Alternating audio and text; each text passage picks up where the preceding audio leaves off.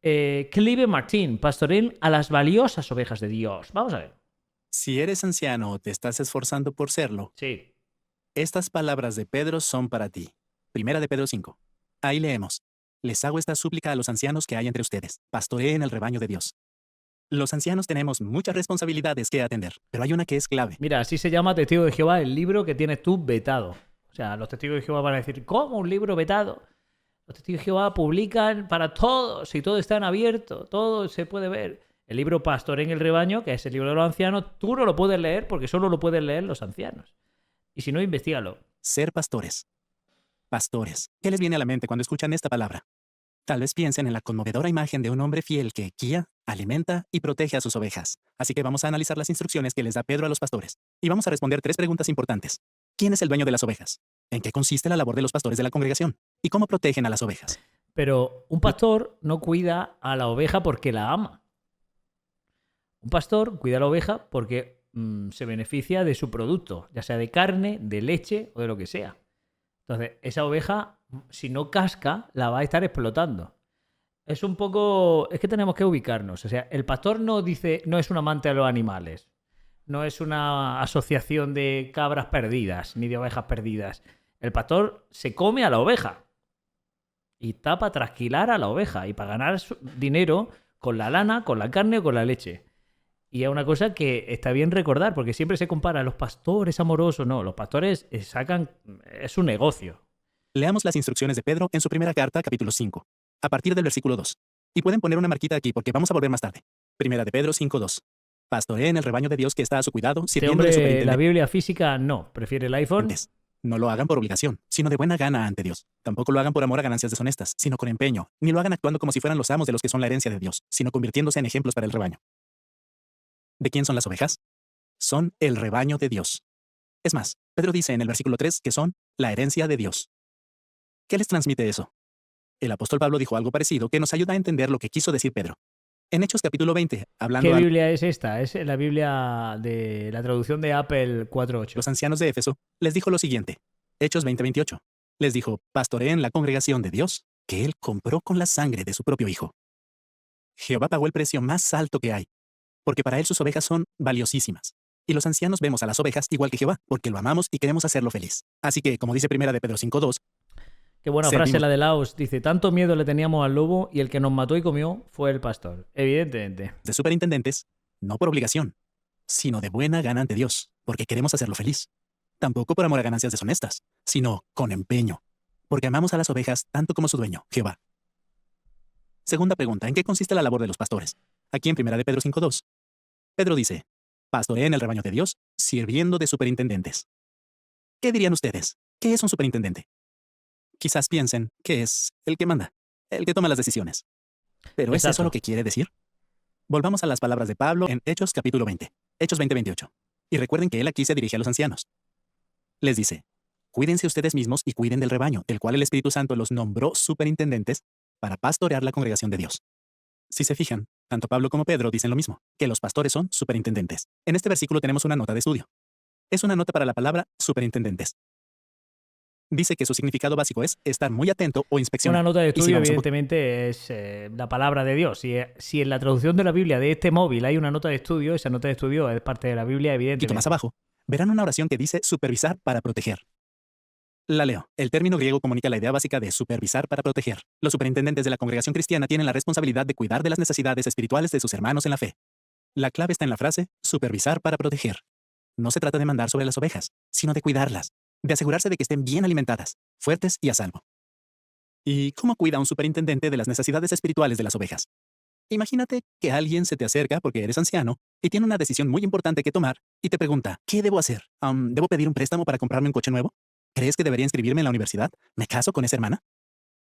¿Qué le vas a contestar? Bueno, el hermano acudió a ti porque eres anciano y quizá tienes más experiencia, más años en la verdad. Es fácil pensar, yo sé perfectamente qué es lo que más le conviene, así que voy a decirle lo que tiene que hacer. ¿Harías eso? Seguramente no. Es verdad que en primera de Pedro 5:2 dice que servimos como superintendentes, pero en el versículo 3, Pedro también dice que los ancianos no actuamos como si fuéramos amos de los que son la herencia de Dios. Y si se fijan, justo aquí tenemos una referencia marginal. Si tocamos la letrita E, nos lleva a 2 Corintios 1:24. En este versículo Pablo dijo algo parecido. Ahí dice, no digo que nosotros seamos amos, o literalmente señores, de la fe de ustedes, porque ustedes están firmes por su fe, sino que somos colaboradores para que ustedes estén felices. Así que los superintendentes no toman decisiones por otros.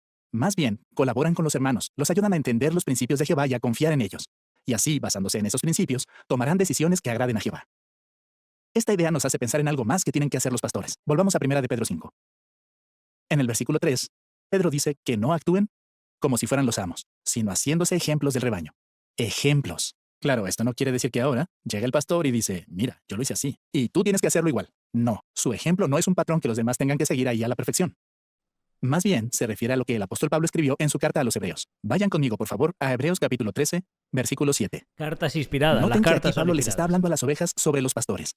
En ese versículo dice, acuérdense de los que los dirigen, quienes les han hablado acerca de la palabra de Dios, no su propia palabra, sino la de Dios, y fijándose en los resultados de su conducta, imiten su fe. Así que, los pastores, les enseñamos a las ovejas lo que dice Jehová. Claro, nosotros mismos debemos tomar decisiones que demuestren que tenemos una fe fuerte en los principios de Jehová. Nuestra fe y los buenos resultados de nuestras decisiones deben ser un buen ejemplo para las ovejas.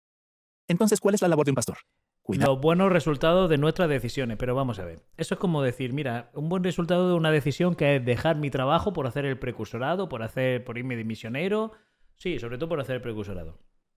Y ahora, ¿cuál es el buen resultado? Bueno, objetivamente hablando y desde la distancia, has dejado tu trabajo, no tienes dónde caerte muerto, te ves negro para llegar a fin de mes, pero tú eres un ejemplo para la congregación porque Dios te va a dar una bendición y una bendición es tener 3 estudios bíblicos. Entonces, esta decisión está bien vista en una asamblea donde cuentes tu experiencia.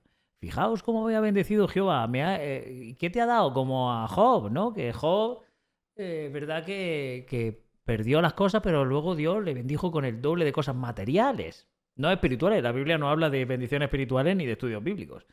Pero los testigos de Jehová dicen, pues sí, mira, pues el otro día tuve el placer de acompañar al miembro del circuito a comer y luego a predicar. Y le regalé unas ruedas para su coche. Y luego, pues en este territorio aislado, peligroso, no me pegaron una puñalada. Por lo tanto, podemos entender que Dios me ha bendecido. Dice, joder, tío, estás muy desubicado, macho. Porque Dios, la bendición de Dios no es que no te maten. Entonces, si lo cuentas en una experiencia, en una asamblea, te van a decir, hostia, qué buena decisión y qué buena consecuencia ha tenido esta buena decisión. Pero otra persona que no esté adoctrinado por una secta va a decir, tío, te voy a pegar 2 hostias. Cuidar de las ovejas y ser un ejemplo de fe para ellas. Quizás se dieron cuenta de que ya respondimos también a la tercera pregunta. ¿Qué hacen los pastores para proteger a las ovejas? Vimos que, por lo que dicen y por lo que hacen, los pastores ayudan a las ovejas a fortalecer su propia fe para que mediante esa fe puedan ganarse la aprobación de Jehová. Así que, ancianos y futuros ancianos, ¿qué han aprendido de las palabras de Pedro? ¿Quién es el dueño de las ovejas? Como vimos, es Jehová. Él las valora muchísimo, y nosotros tenemos que hacer lo mismo. Jehová nos ha encargado que las protejamos y que cuidemos de ellas de buena gana, con empeño. ¿En qué consiste la labor de los pastores? Pues son superintendentes cariñosos y ejemplos de fe.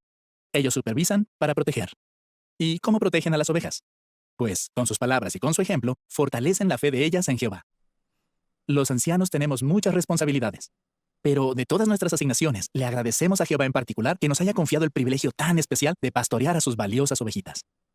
Claro, eso es lo de siempre, ¿no? Pastorear a la ovejita es... luego critican a los curas, pero ¿los curas quiénes son para pedir, o sea, para que tú te sinceres o te confieses en un confesionario?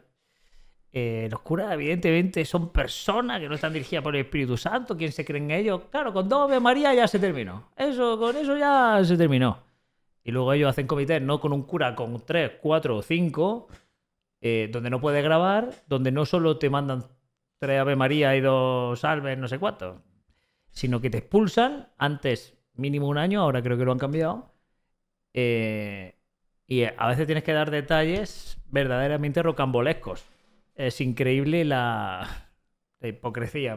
Pero bueno, Dios, los ancianos se creen de verdad que están escogidos por Dios y realmente están escogidos por otro anciano que va dando vueltas por el circuito y va poniendo a dedo, decir, ¿este qué apellido tiene? Bien, ¿cuánto predica? Pum, pues propuesto para siervo ministerial. Este siervo ministerial, ¿cuánto tiempo lleva bautizado? ¿Cuánto predica? ¿Es un ejemplo para la congregación? Pum, pues tú.